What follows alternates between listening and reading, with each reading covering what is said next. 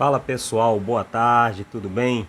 Desmistificando o delay. Hoje eu quero falar sobre esse tema, que é um tema que gera muita discussão aí na internet. E eu vejo as pessoas aí apanhando muito sobre isso, tá, gente? Vejo as pessoas apanhando muito sobre essa questão de delay aí na internet. Quero falar um pouquinho sobre isso. Tem gente que fala que para fazer delay não precisa de nada. Tem gente que fala que para fazer delay você precisa fazer um curso na NASA, você precisa de smart, você precisa de um monte de coisa. Na verdade você não precisa, tá, gente? Você fazer um delay é uma coisa bem simples. Eu vi aí na internet aí o pessoal falando que para fazer delay você pode usar um metrônomo, tal. Eu vou dizer que não é a forma mais adequada, porque se você fizer um delay usando um metrônomo, esse tempo de delay ele se altera de acordo com a variação da temperatura e ele varia também o seu tempo, porque a velocidade do som não é algo constante, fixo, ele varia de acordo com a temperatura. Então, você precisa estar fazendo o cálculo certinho para você não errar na hora de fazer os seus delays aí. Então, eu fiz esse vídeo rápido aqui para desmistificar isso daí. Tá bom, gente? Depois no final eu vou deixar aí o cálculo aí para vocês aí. Mas vamos lá. Por que não é bom você fazer deixar sem o delay o seu sistema de som? Não é bom você deixar sem o delay porque senão você vai ficar ouvindo duas fontes de som separadamente, né? Então, para fazer o delay corretamente, a primeira coisa que você precisa é achar qual a velocidade do som, porque o tempo de delay em milissegundos é a distância dividido pela velocidade do som naquela temperatura específica, tá? A distância dividida pela velocidade do som naquela temperatura, esse é o tempo de delay.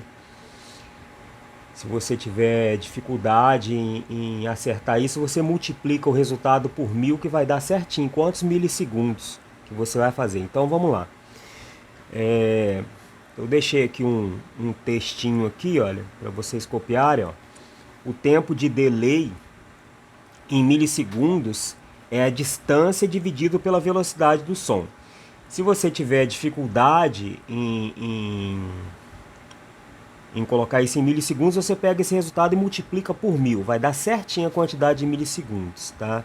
Então a distância dividida pela velocidade do som vezes 1000. E a velocidade do som no ar é 0,607 vezes a temperatura mais 331,4. Tá vendo? É muito simples.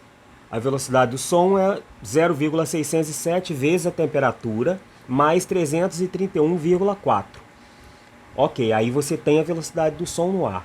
Aí você vai pegar a distância e vai dividir por esse número aqui, que é igual eu deixei aqui, ó. Olha lá, ó. O tempo de delay em milissegundos é a distância dividida pela velocidade do som no ar, que é 0,607 vezes a temperatura mais 331,4. Aí tem um exemplo aqui, olha.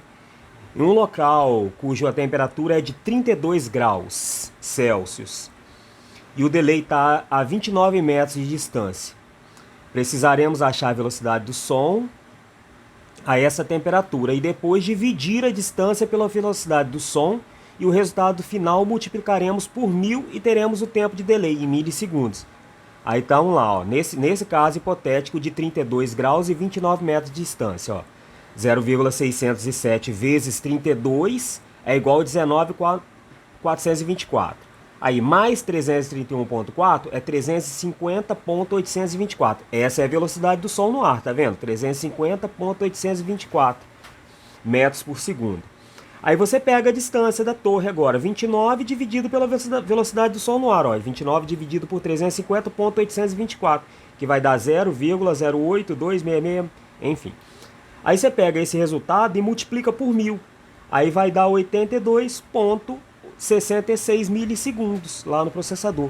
82,66 milissegundos é o tempo de delay de uma torre que está a 20 metros de distância da outra a 32 graus. Tá vendo? Bastante simples, espero ter ajudado vocês aí. Qualquer dúvida é só mandar mensagem aí.